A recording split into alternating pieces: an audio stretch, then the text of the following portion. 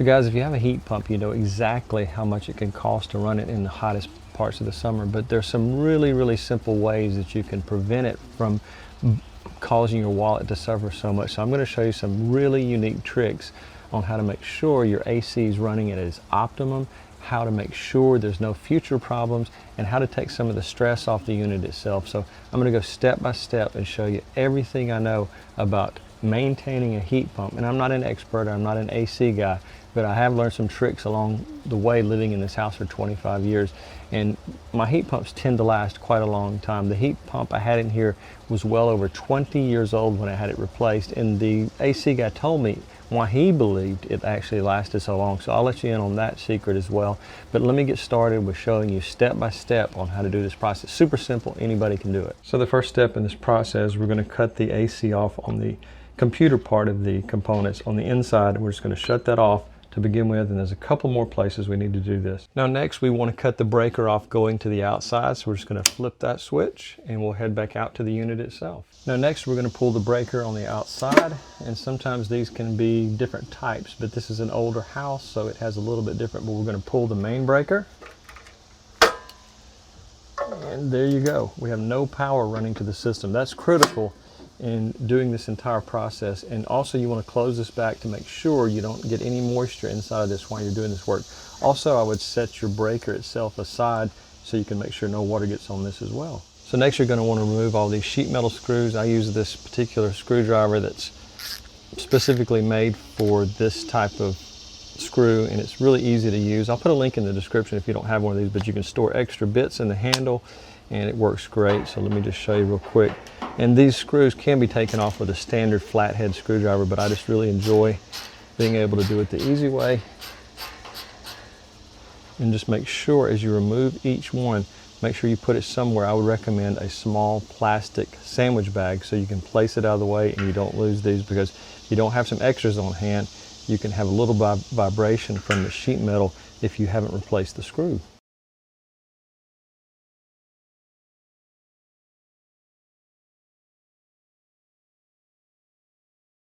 Now, a couple important tips is to always make sure that you've checked all the way around. If you have an AC unit that's as close to my house as this one is, it's easy to overlook these on the backside, so make sure you don't do that.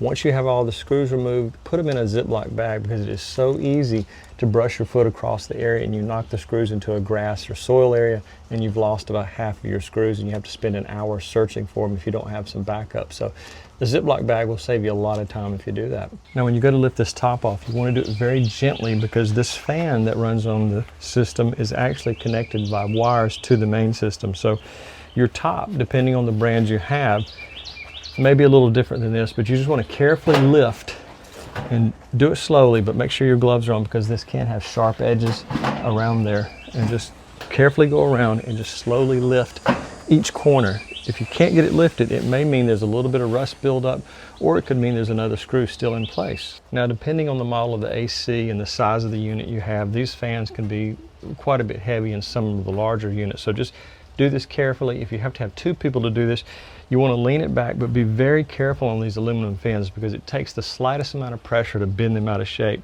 So you just want to put this somewhere, even if you have to put a table or something behind your AC or around your AC, something, a way to prop it so it doesn't fall, because again, these wires are still connected to the system, so be very careful. Next, we're going to remove the outer casing of the AC. So one thing that's easy to miss is there can be screws on the bottom of these lips, so you want to make sure you run your hand down around it. There's one here and one on the corner, so just remember, if you can't see them, it's not going to come off easy. You're not going to be able to remove the outer casing. So just make sure you do a thorough inspection with your fingertips and just feel where the other screws might be. And I believe there's still 4 left before we take the casing off. So guys, I'm embarrassed to even show this, but it's been probably over a year since I did this. And unfortunately, because our dryer vent is very close to the AC, this is what's built up on the outside. And if you have a dryer vent anywhere near your AC, this may be what's clogging it up. So if your AC is not running properly, this could be a critical thing to do, is to have the entire casing removed. And if you feel like you're competent enough to do it yourself, then remove it. But remember, get the advice of an electrician or a professional AC person before you start working on this. I actually was instructed on how to do this by my AC guy who's now retired. So he showed me exactly how to do it step by step. So just remember, if you're AC is anywhere near a dryer vent, you may have this happening. But in most cases, the AC is constantly pulling air through the system, through these aluminum fins, and is pulling dust in there. So this is going to build up, maybe not this bad, but it will build up over time. So just remember, this is a once a year cleaning. I kind of cheated last year and I just sprayed some product in the fins without taking off the outer cover, and you can see it's really one of those things that you must do if you want to have a properly working AC. Our AC is working okay now, but I think it's going to work twice as good once I finish this process. So now that I've got the AC outer shell removed, I'm going to vacuum the inside of it, because even though I'm under a deck here and this is very protected from most leaves and rain, some leaves have still made their way into the AC. I don't actually use my heat pump in the winter. I have a gas furnace that I use in the winter time. So what you want to do for your next step is take a wet dry vac and vacuum out the inside of your AC of any leaves or debris. And there's a product they make that you can use. Since I've got this deck cover, it's not quite so urgent, but if you have an AC that's out in the open, you can buy a little tarp that you buy specifically made for AC units that it's got little clips on it, and it'll clip to your AC when you're not using it. So if you're like me, you don't use your AC in the wintertime, you have a gas furnace, buy one of those little tarps and it'll make a huge difference. I'm lucky because I have this deck that was already here when I moved in this house. So now that I've got a little bit of light on the interior, you can see there's still a lot of debris that's blown in here over time. Even though this is protected from an upper deck area, you're still going to have leaves blowing into your AC in that situation. So if your AC is out in the open, you definitely need to have that tarp I mentioned. I'll put a link in the description. So now I'm going to clean this out with my shop vac.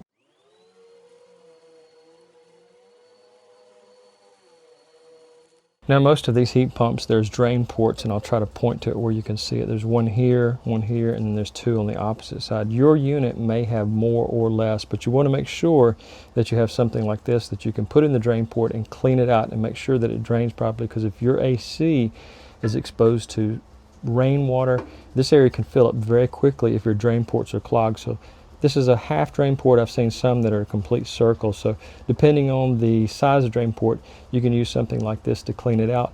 I'll put a link in the description to an entire set of these little cleaning devices, and I'll show you another way to use it on the interior of your unit if you have a split system. But anyways, make sure these drain ports are emptying. You can test it by putting a little water in there to make sure it drains out. I take that back. I believe I have 6 drain ports on this particular model. And my wife purchased this. This cleans out the laundry dryer and it removes lint pretty good, but you can gently take it, or something very similar. You just want to gently do this because these aluminum fins can be bent just from the pressure of a finger. So you just want to kind of run that down there. You may want to wear a mask if you can tolerate it in the summertime, if you're doing this in warmer weather, but you just want to carefully do this before we do the next step and remove manually as much of this as possible. Again, you're doing this as gently as you can because you don't want to do any damage to these aluminum fins.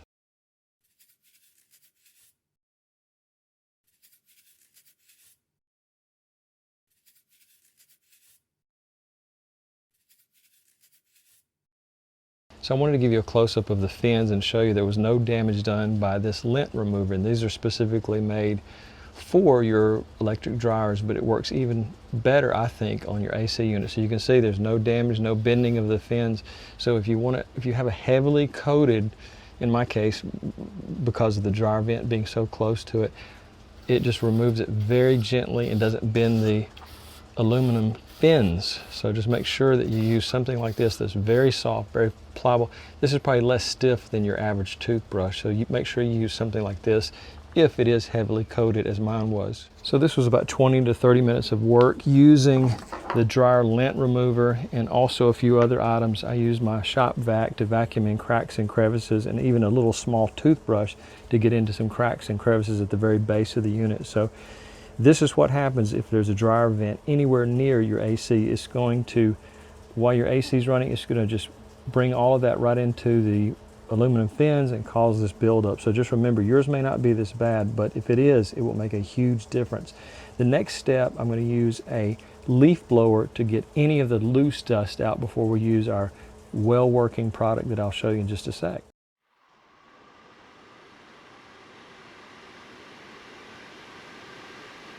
Now I've went through the first couple of steps of manually removing as much as I could with the lint brush from our dryer system, and now I've leaf blew it That removed a lot of the dust that was inside the fins that we couldn't see.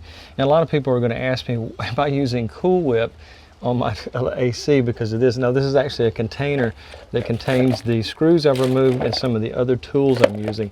So again, this is my little portable toolbox that I can easily carry around. So my wife walked by one day when I was doing this a couple of years ago and asked me why I was using Cool Whip on the AC, and I think she was half joking, but this is just my little portable toolbox that I keep on my workbench so I can bring out to the AC whenever I'm working on it. Now, this foaming cleaner is what I do use on the fins. It's a very good cleaner. I bought it at Walmart in the past, and this time I ordered it online and just had it delivered in about 24 hours. So it also comes with a top that has a little area that can probably just go over your fins, but it's a little stiff, so I would be afraid it might do some damage to the aluminum fins, because you can see just by touching it with your finger you can do some damage. So I would suggest the drier lint brush rather than the top of this, but we're going to shake this well and then apply it to one side and allow it to dry.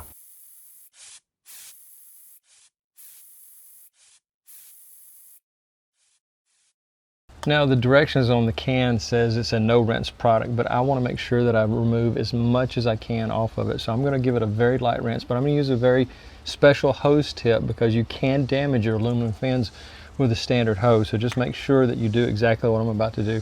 So 2 cans for this size AC unit. You could probably get away with 1, but I wanted to do an extremely thorough cleaning because I knew with the AC, with the dryer vent being right next to the AC, it was probably going to be a lot worse than I imagined, and it was. Now, this is just your standard outdoor hose. I'll put a link to one in the description, but this hose in sprayer has a very special feature. It has a mist feature, and if you have a standard hose in, don't use it on your aluminum fins if it doesn't have the mist feature, because you can do a lot of damage. So make sure you're doing the lightest spray possible.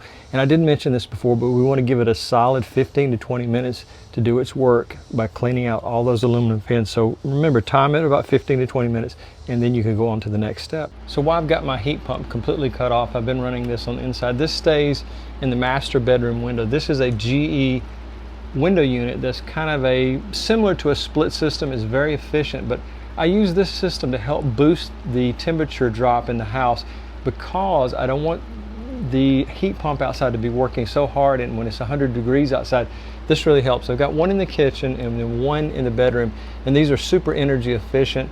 I think Medea makes one that's U-shaped, and this one is shaped kind of N-shaped, and it kind of allows me to still see out the window. It's low profile inside, so it doesn't take up a lot of room, and it's very quiet, and it puts out some very, very cold air. So I'm just using this to help prolong the life of my outdoor heat pump, because this one is just a few $100s, and the heat pump was probably going to be over 10 grand to replace. So just remember, something like this can really prolong the life of your outdoor heat pump.